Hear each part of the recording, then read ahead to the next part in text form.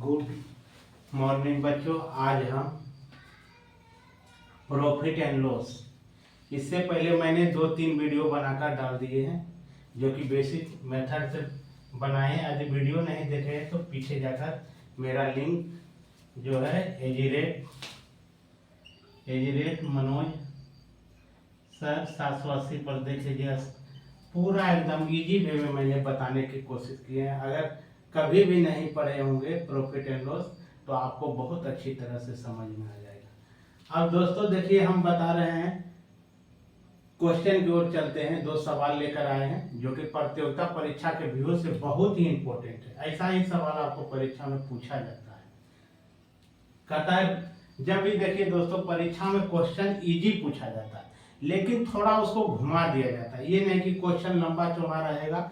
परीक्षा में लंबा चौड़ा पहले पूछा जाता था जब परीक्षा ऑफलाइन होता था, लेकिन अब ऑनलाइन होने से क्या कर दिया है कि क्वेश्चन छोटा देता है लेकिन क्वेश्चन को थोड़ा घुमा देता है।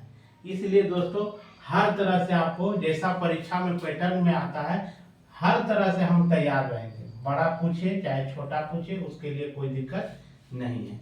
अब देखिए हम सवाल की ओर चलते हैं दोस्तों। कहता है रोहित एक छाता 15% की हानि पर 680 रुपया में बेचा।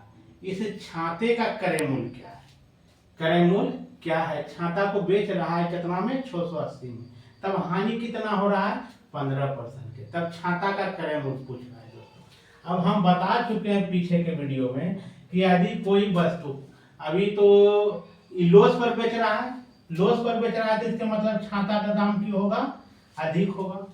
छाता का दाम क्यों होगा? अधिक होगा। अब बेच रहा है कम में। यानी बताए थे दोस्तों कि हानि कब होता है? जब कोई वस्तु हम अधिक दाम में खरीद लेते हैं और कम दाम में बेच देते हैं, इसलिए उसमें हमेशा क्या होता है? हानि होता है।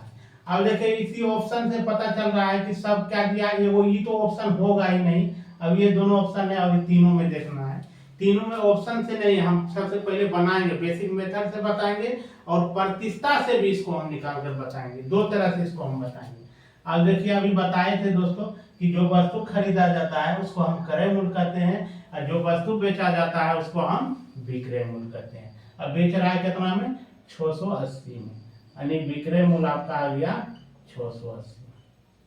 हानि कितना प्रतिशत के बेच रहा है? हानि बेच रहा है, हानि हो गया इसका 15%। अब पूछ रहा है क्या? क्रय मूल्य। क्रय मूल्य मालूम नहीं है। अब बताए हैं दोस्तों क्रय मूल्य बराबर होता है सूत्र विक्रय मूल्य गुना 100 बटा 100 माइनस प्रतिशत हानि। 100 माइनस प्रतिशत हानि। यदि लाभ होगा तो यहाँ चिन्ह क्या हो जाएगा? प्लस का, लेकिन क्या हो रहा है? हानि, इसलिए यहाँ चिन्ह की हो जाएगा माइनस का। अब विक्रय मूल्य देखिए कितना है? 680। 680 विक्रय मूल्य की जगह पर रख दिए। गुना में क्या दिया है? 100 रख दिए। अब देखिए 100 ये जो दिया है उसको हम रख दिए। कितना परसेंट के लॉस हो रहा है? 15। हम यहाँ 15 रख दिए। अब क्या करेंगे? 680 और गुना 100। अब 100 में हम 15 को घटाएंगे तो आपका आ जाएगा 85। कितना आ जाएगा? 85। अब देखिए इसको काट सकते हैं। 17 पचे 85 और 20 पचे 100। 17 को पढ़ो 4 बार तो 17 चौका 68 1 शून्य। अब क्या हो जाएगा?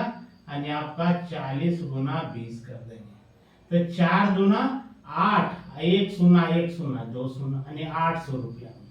800 रुपया में ये वस्तु को खरीदा है और 680 में बेच रहा है, जिसके वजह से उसको 15% के क्या हो गया था? हानि हो गया था। यानी आपका ऑप्शन आ गया सी। आपको तो ये प्रॉफिट एंड लॉस के बेसिक मेथड से बताएं दोस्तों। अब देखिए हम इसी को प्रतिशतता जो सवाल, प्रतिशतता जो हम चैप्टर खत्म किए हैं उस पर भी एक विधि से हम बता देते हैं। ये पहला विधि हो गया। अब दूसरा में देखिए हम क्या करेंगे। अब देखिए क्या कर रहा है? 15% की हानि पर बेच रहा है। कोई भी वस्तु प्रतिशतता में हम बताए थे अपने आप में 100% के बराबर होता है। कितना के? 100% के। तो हानि कितना परसेंट के ले रहा है? 15% के।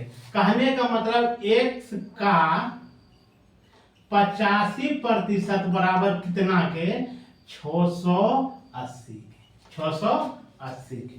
अब देखिए x क्या माने हैं, x को हम क्रय मूल्य माने, सीपी यानी कॉस्ट प्राइस को हम x माने, तो x का कितना प्रतिशत यानी 15% हानि हो रहा है, तो बच कितना रहा होगा दोस्तों 50, यानी 100 में यदि हम 15 को घटा देते हैं तो देखिए कितना आ रहा है 85 आ रहा है, 85 यानी x का 85% बराबर 680 का। अब देखिए इसको क्या करेंगे, हम बताए थे प्रतिशत बराबर 1 बटा कितना होता है 100, तो x का 85 गुना 1 बटा क्या लिखेंगे 100 बराबर कितना के 680 के। अब देखिए हम काट सकते हैं इसको दोस्तों, 17 पचे 85 20 पचे 100, इसको काटिए 17 चौका 68 1 शून्य, x बराबर आपका आ रहा है 20 गुना 40, 2 चौक 8 के शून्य 1 1 2 शून्य, यानी आपका आ रहा है 800 रुपया। देखिए दोनों मेथड से। यदि प्रतिष्ठा का वीडियो नहीं देखे दोस्तों तो निश्चित रूप से आप मेरा YouTube चैनल जो है @मनोज सर 780 पर जाकर देख लीजिएगा। यदि प्रतिष्ठा का वीडियो देख लीजिएगा अच्छी तरह से तो आपको प्रॉफिट एंड लॉस में दिक्कत नहीं होगा। यदि प्रॉफिट एंड लॉस का ये आपका सूत्र याद नहीं है तो आप प्रतिष्ठा से इसको हल कर सकते हैं, प्रतिष्ठा से। और देखिए दोनों तरह से मैंने बताने की कोशिश की है। अब आगे चलिए दोस्तों, इसको भी कह रहे एक कुर्सी को 1144 रुपया में बेचने पर एक व्यक्ति को 30% लाभ होता है, तो कुर्सी का क्रय मूल्य कितना है, कुर्सी का क्रय मूल्य बेच रहा है तो मतलब क्या, जो वस्तु को हम बेचते हैं उसको क्या कहते हैं विक्रय मूल्य कहते हैं। विक्रय मूल्य कितना हो गया 1144 रुपया। लाभ पर कितना बेच रहा है तो 30%, लाभ बराबर आपका आ गया 30%। अब पूछ क्या रहा है क्रय मूल्य, क्रय मूल्य मालूम नहीं है, क्रय मूल्य मालूम नहीं होगा। अब देखिए क्रय मूल्य बराबर क्या हो जाएगा दोस्तों, सूत्र होगा क्रय मूल्य बराबर विक्रय मूल्य गुना 100 बटा 100 प्लस प्रतिशत लाभ। अब देखिए विक्रय मूल्य कितना है 1144 गुना 100 100 प्लस लाभ कितना हो रहा है 30%, यानी 30 जोड़ देंगे, आपका क्या आ जाएगा 1144 गुना 100 बटा 130, 130 शून्य काट दिए आ गया, इसको भागा दिए 13 ठी चलौता से कट गया। अब 888 गुना 10 करेंगे तो आ जाएगा 880, 88 गुना 10 करेंगे तो 880, यानी 88 पर कितना शून्य 1 10 है तो 1 शून्य बैठा दिया यानी 880 देखिए ऑप्शन बी में आंसर आ गया। अब इसी में हम प्रतिष्ठा से बताते हैं, तो इसको कैसे बनाएंगे, प्रतिष्ठा में बनाएंगे तो क्रय मूल्य को हम मान लिए कॉस्ट प्राइस को 100 रुपया, क्रय मूल्य को क्या मान लिए हैं, क्रय मूल्य को माने हैं दोस्तों 100 रुपया, क्या मान लिए हैं 100 रुपया। अब देखिए यहाँ क्या है कि वस्तु को यहाँ क्या कर रहा है कि बेच रहा है तो लाभ हो रहा है, इसके मतलब क्रय मूल्य की होगा कम होगा। हम बताए थे कि जो वस्तु को कम में खरीदा जाता है और अधिक में बेचा जाता है तब उसमें क्या होता है लाभ होता है। अब देखिए यहाँ कि अपने आप में कोई वस्तु कितना परसेंट 100% के बराबर होता है। अब देखिए 100 में लाभ कितना ले रहा है तो 30% के, तो कितना आ जाएगा 130, यानी 130 आ जाएगा यहाँ। अब x का 130% बराबर कितना के 1144। अब देखिए x का 130% के बराबर क्या बताए थे 1/100, यानी 1/100 को हम इसमें भी लिख सकते हैं गुना 1/100। अगर गुना करते हैं तो यहाँ 130/100 भी लिख सकते हैं, कोई दिक्कत नहीं है 1144। अब देखिए काटिए 1 0 1 0, इसको काटिए 13 ठी चलौता से देखिए काट दिए।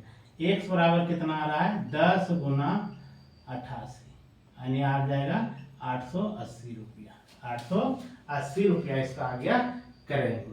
यदि दोस्तों वीडियो पसंद आए तो लाइक शेयर और सब्सक्राइब करना ना भूलेंगे। यदि सब्सक्राइब करते हैं तो जो वीडियो मैं बनाकर YouTube चैनल पर डालेंगे तो आपको सबसे पहले नोटिफिकेशन जाएगा। जय हिंद दोस्तों।